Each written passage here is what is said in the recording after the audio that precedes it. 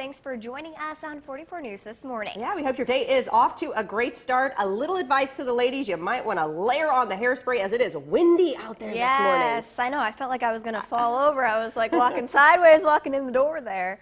Meteorologist Jackie Brown joins us with details on this wind and the temperatures outside. Good morning, Jackie. Well, I'm glad little Chudnicki did not tumble away into the wind. We're happy to have you here, Amanda. All right, here are the sustained winds. Speaking of, wind advisory in effect until 6 o'clock tonight. Can see gusts up to 40 to 45 miles per hour. So yeah, that definitely is very, very strong. 21 mile per hour sustained winds in Mount Carmel, 21 in Washington, 21 in Jasper, 23 in Owensboro. So if you have any loose objects when you're driving, just things to keep in mind with these strong wind gusts as you head out this morning. We'll have a continued check on this. I'll keep you up to date with these sustained winds and warm temps and rain. More details on that coming up in minutes. All right, thank you, Jackie. We'll see you soon. It's 5:32. Topping the news this morning, Evansville police arrest a man after they say he led officers on an early morning chase. Police say they tried to pull over the driver for a traffic violation on Diamond Avenue, but the guy took off. After pursuing the man across several streets, the chase finally ended at 4th and Delaware. The Vanderburgh County Sheriff's Office and Indiana State Police helped in the chase. Police have not released the name of the suspect this morning. In Warwick County, a woman accused of stealing money from the Boonville Middle School Cheerleader Booster Club will be back in court March 13th. April Maxey went before a judge for her initial hearing Monday. Detectives say she took more than $7,000 from the Booster Club. At the time, she was head coach of the cheerleading squad.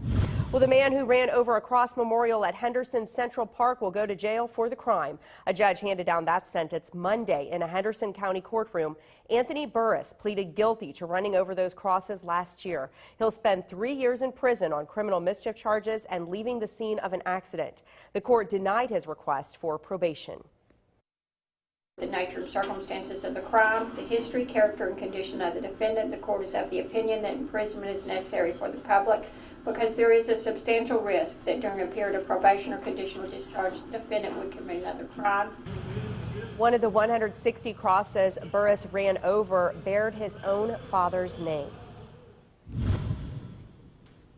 And kids in Owensboro are getting off to a great start. The Department of Education gave Hager Preschool its top rating, 5 stars. Fewer than 10 preschools statewide got a 5-star rating. A new program in Kentucky rates schools all over the state in an effort to improve the quality of education statewide. The director of the preschool says she's proud of the school's accomplishments. Research shows kids who attend a high-quality preschool program do far better later on in a number of areas in life. And blindness is not keeping one Nebraska man from achieving his dreams. James Harvey is legally blind, but he's currently training to compete in the 2017 indoor triathlon at Lifetime Fitness in Omaha. With the help of a swim coach who calls out instructions from the sidelines, trainer Connor Oltman is also on hand and is prepared to be by Harvey's side the entire race. Since I'm legally blind, I can usually tell where I am by the lights and the shadows and reflections, and plus I could feel the lane markers. I mean, I just feel blessed to be able to be alongside of him. It's an awesome opportunity, and I'm so humbled. Harvey is no stranger to achievement. He works with Outlook Nebraska, a blind advocacy group, and has competed in several races. He is also a master violinist. Man, good for him. That is pretty amazing, isn't it? I know. I couldn't even do a triathlon, so props to him. Yeah, awesome. Well, in just over 1 week, the White House will be home to a new first family, and that means new decorations. The Trumps are known for their distinctive taste, but how will that translate at 1600 Pennsylvania Avenue? I don't know. We're judging reports from Washington. Just as the transition of power between presidents is seamless, so is the swapping of their stuff at the White House. 16 hours. 16 hours is a turnaround, and a lot of what will happen the public will never see. Bradley Blakeman served as President George W. Bush's deputy assistant. He says moving can't start until noon on Inauguration Day. What's that like? It was organized chaos, but it was more like a ballet between things moving in and things moving out. They had it down to a science. On January 20th, the choreographed chaos will unfold again when the Trumps move in, turning the White House into their home. I loved living in this room. It's on the sunny side of the house. In 1962, Jackie Kennedy Onassis restored the building and created the White House Historical Association, which still approves all major changes. The Trumps will have free reign over the private residence, barring any structural updates. And President-elect Donald Trump can completely redo the Oval Office, from art to wallpaper to the rug, a defining feature. One of the things that he loves in his residences is exquisite architectural detail. Washington interior designer Mary Drysdale predicts the Trumps will not bring the decadent style of their Manhattan apartment to D.C. People want you to be thinking about the ideas that are going to be helping their lives and not focus as much attention on the $65,000 Chippendale mirror.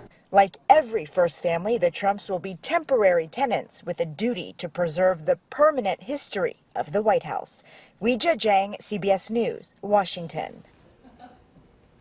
All right, so who takes care of the redecorating bill? The government provides a modest budget for basics like new carpet and fresh paint. Okay, but it's up to the first family to pay for most moving expenses and their finer elements of decorating. As for art, many museums and collectors will allow apparently presidents to borrow pieces. So this got Amanda and I and Jackie talking. We can bring her into the conversation. What would we do if we were president? How would we decorate? And you know, I was thinking I wouldn't want to spend a lot of money, but perhaps I would have some kind of contest for the country's kids.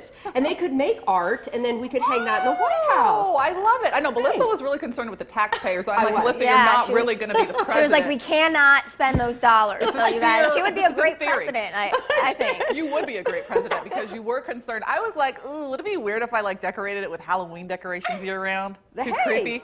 To each his own, Jackie. I know. That's People what would you be like, want to that do. president lady, she's, ooh, we don't know about her. What about you, Amanda? Yeah, so Melissa's like the children, the taxpayers' dollars. I'm like, too many options then if you have that budget there. So I would just hire someone to make the decision for me. Again, I wouldn't be a good president. I have trouble making decisions. She'd be here, spending so. too much money, I say. Well, I'm for trick-or-treating year-round at the White House, so there you have it. I'd be really weird. All right. Well, you know, things to think about. How would you decorate it? So it's just a little funsies.